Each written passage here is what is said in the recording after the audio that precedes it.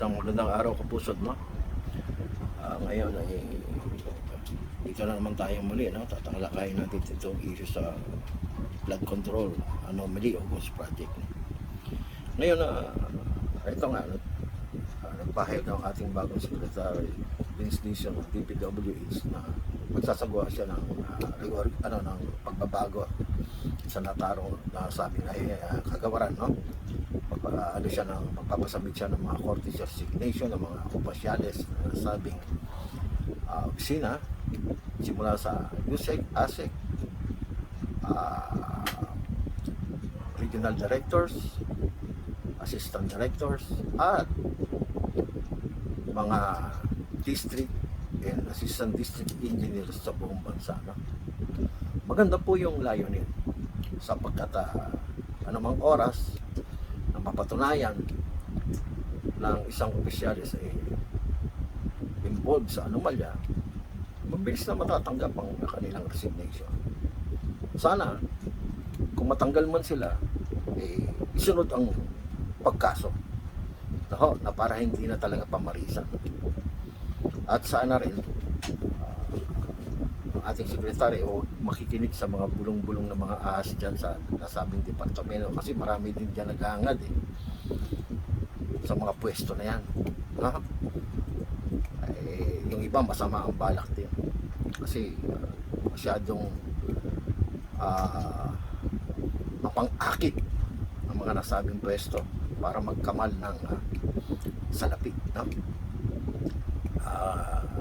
Kaya nga yung natanggap nating ulat, kaya nagagawa nila yan kasi ang district office ngayon ay binibigyan na ng karapatan na mag-bid o magkaroon ng programa o gumawa ng programa at papondohan hanggang 150 million pesos, lalong-lalo na yung flood control na yan na tinatawag na. Ngayon, ayon sa ating informante na nakausap, ang ginagawa ng mga yan, sila na rin ang gumagawa. Yung district offices na rin ang gumagawa. Sila nagpapondo, sila nagprograma, sila na rin ang gumagawa. Ang gagawin lang ng mga yan, manghihiram ng lisensya. O kung hindi man, meron silang kanilang lisensya na nakapangalan sa iba. Okay? Yun ang gagamitin nila para gawin yung proyekto na wala naman. Pagkatapos sila rin naman ang pipirma at sila rin naman ang lahat ang mag-aayos ng mga papeles niya. Kung kaya madali nilang nakukolekta yung nasabi pondo. At lumalabas na accomplish na yung project. Finish na. Ganun lang po yun. No? Dahil sila rin naman lahat ang nagpo-proseso niyan. So lahat po, magmula doon sa district engineer going to assistant to the lower position niya. Sabi di umano, merong natatanggap ang bawat isa. Pinag-hati-hatian yan. Kaya sarap buhay ang mga yan. Ay kung ilang proyekto meron sila niyan. Pagpalagay mo tatlong 150 million. 450 million? Kulang-kulang kalahating billion piso. Isipin mo, mapupunta sa bulsa nila yan. Samantalang yung mga taong bayan, maliliit na mamamayan nila, matakot-takot ang paghihirap para lang makapagbayad ng buwis, para lang mapasahod yung mga yan, no? Isipin mo, yung isang ordinaryong empleyado nagtitiis sa isang kakarampot na sweldo, naglalakad o kung hindi man nagtsatsagang mamasahe, samantalang yung mga yan di napabalitang assistant o district engineer ng First District of Bulacan. Isipin mo, merong relo na halagang 2.2 million, merong Lamborghini, merong Ferrari. Wow! Samantala isang ordinaryong empleyado naglalakad o dili kaya nagbabike o dili kaya sasakay ng jeep, tumatagak ang pawis bago makapasok sa opisina. Samantalang sila, sarap buhay. Anumang oras nila gustong pumasok, pwede. Kaya sana po, Mr. Secretary Vince Dizon, maging masusi ang investigasyon at kasuhan talaga mga yan ng matuto at mabago na ang nasabing kagawaran. Ito po, pakinggan po natin, no? Ang mismong pahayag ni Secretary Vince Dizon, no?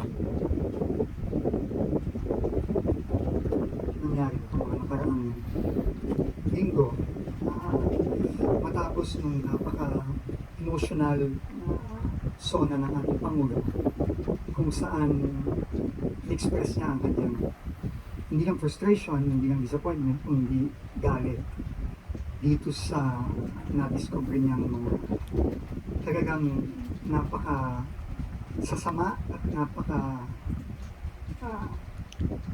substandard at minsan wala pang mga project ng DPWH, lalong-lalo na sa pagkontrol ng mga pagbaha. Alam nyo, nung ilang linggo, nakasama ko po si Pangulo sa Kalumpit, Bulacan. Pinuntahan mo namin ang dalawang barangay doon, yung Barangay Bulusan at Barangay Frances. Doon po, nakita mismo namin ang ating mahal na Pangulo yung substandard at incomplete na flood control projects. Kung makakala ninyo, meron pa doon sa Barangay Frances ata o sa Bulusan. Dinakma ni Pangulo yung konkreto at sa kamay lang niya, halos naduro yung konkreto, no? Nakita niya. At talagang nakakagalit, no? Yung experience na yun. At nakita ko first hand yung galit ng Pangulo dito sa mga ginawang mga proyekto ito. Pero alam niyo po, higit pa dun sa galit niya sa mga nakita nating mga facility na substandard. Na klarong-klaro, wala nang kailangan investigasyon doon. Kitang-kita mo pa lang, sa mata pa lang.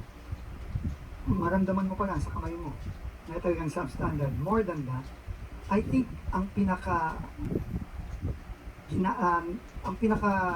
ginagit ng Pangulo nung kinausap po namin yung mga kababayan natin na nakatira sa Bulusan at sa Frances, sa Kalumpit, Bulacan. Alam nyo, yung mga tao po doon, sabi nila sa Pangulo, Sir, kayo palang buang kauna-unahang national government official na nagpunta dito sa amin. Pero ito pong pagbaha, araw-araw po ito sa amin. Hindi po ito pagtagulan lang. Ito po ay daily life po namin, siguro mahigit kalahati ng taon. Ganun ang buhay namin. Sabi ng mga tao sa amin, Pangulong Marcos, nandun kami. At doon ko talaga halos, hindi ko na umapinta yung mukha ng ating Pangulo. Dahil yung sakit ng loob niya, nakita ko po at naramdaman ko nung nakausap niya yung mga kababayan natin doon. Alam niyo, yung mga water line doon, nakikita mo na eh. Minsan nakaabot ng 5 feet.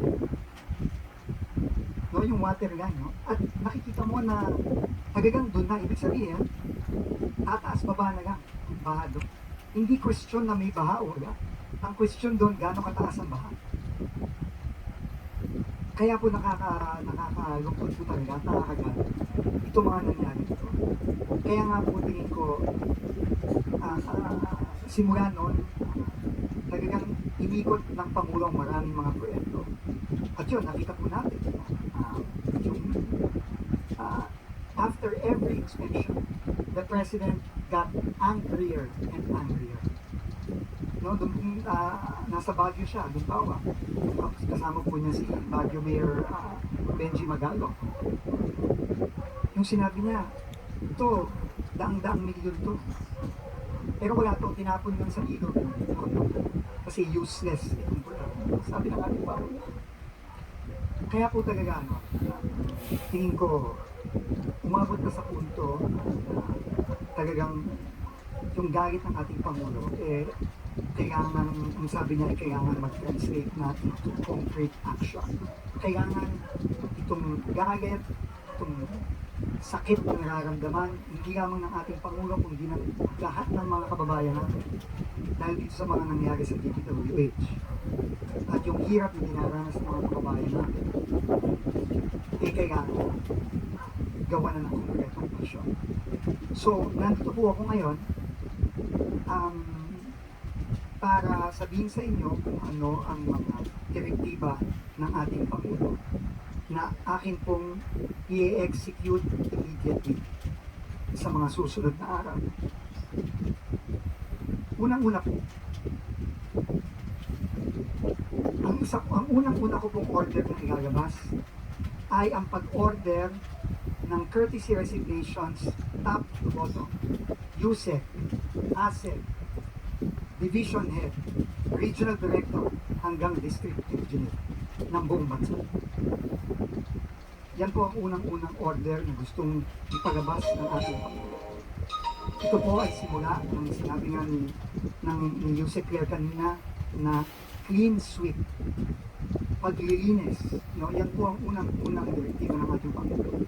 Nag-usap po kami ng matagal kanina umaga at sabi nga, linisin ang DPWH. At ito po ang simula. Pagkatapos po nito, tayo magkukonduct ng napakamasusing review ng lahat ng mga personnel. Ako po'y naniniwala na maraming mabubuti at magagaling na kawani ang DPWH. Ang utos ng ating Pangulo, hanapin sila at sila ang ilagay sa mga sensitibo at importanteng posisyon. Hindi po magkakaroon ng ganitong klaseng mga proyekto kung walang kakonsyaba sa loob ng DPWH. Kapag ang isang pong project ay guni-guni, ika nga ng ating Pangulo, o ghost project, hindi po pwede walang tao sa DPWH na nag-sign off sa mga proyektong yan.